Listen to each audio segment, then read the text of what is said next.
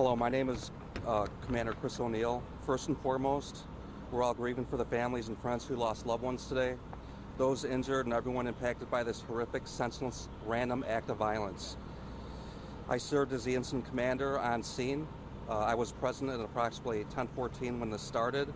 There was an active shooter incident that occurred in downtown Highland Park during our 4th of July holiday parade this morning. This was an active incident, and all individuals are still urged to shelter in place at this time.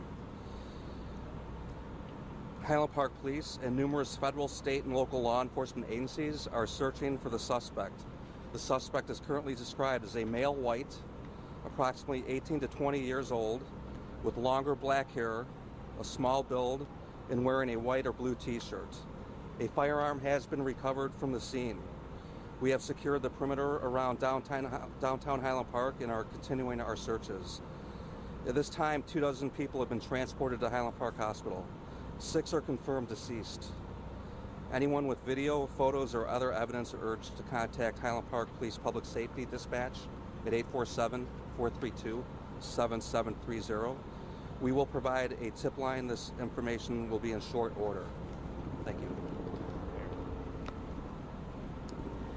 This morning at 10:14, our community was terrorized by an act of violence that has shaken us to our core. Our hearts go out to the families of the victims during this devastating time. On a day that we came together to celebrate community and freedom, we're instead mourning the tragic loss of life and struggling with the terror that was brought upon us. While we've all felt the burden of this terrible act, I want to pause and thank the first responders who ran towards the danger to render aid during this active shooter situation. We saw individuals who responded selflessly and put themselves at risk to save others. We've had an outpouring of support from federal, state, county, and fellow municipalities of resources and offers of condolences and concern, and we will avail ourselves of everything that they offer to us immediately. At this point, we know that 6 people have lost their lives, and we are grieving for them and their families, members of our community who came out to celebrate together and instead faced this terror. Another 24 have been transported to the hospital. Multiple agencies, including the FBI and state police, are working with our local authorities, and the governor has offered his full support. What we know at this time is this is an active situation, and we urge everyone to remain indoors and be on high alert but remain calm. Please contact your loved ones and ensure that they're safe, and let them know that you're safe as well.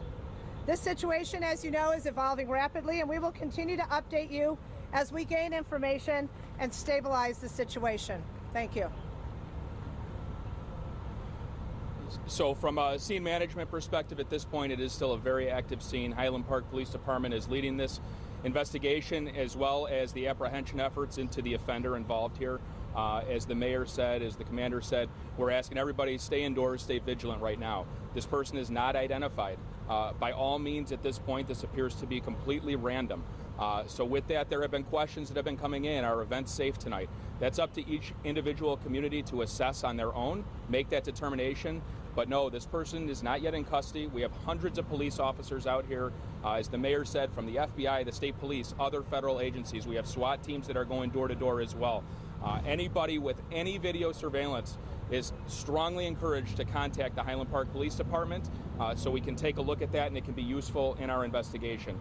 The FBI is working hand in hand with the Lake County Major Crime Task Force right now, processing the scene. It will be a very methodical processing of the scene, and an investigation has commenced and is underway. We're going to do our very best to provide briefing updates every 30 minutes to an hour if we can. We will keep the community informed. And with that, we thank you for covering this and sharing this information. And again, very sad day here. What kind of gun was recovered? It was a rifle. Do you have any information on where the suspect could be right now? Is he at all barricaded? There is no indication he's barricaded anywhere or has any hostages. That has been kind of circling around. There is no indication of that. Investigators are very, very quickly working to try to identify who this person is and try to figure out where he's at. How many shots were fired? So it does appear he was shooting from a roof. The roof that he was shooting from, I don't have that information right now. You know how many shots were fired?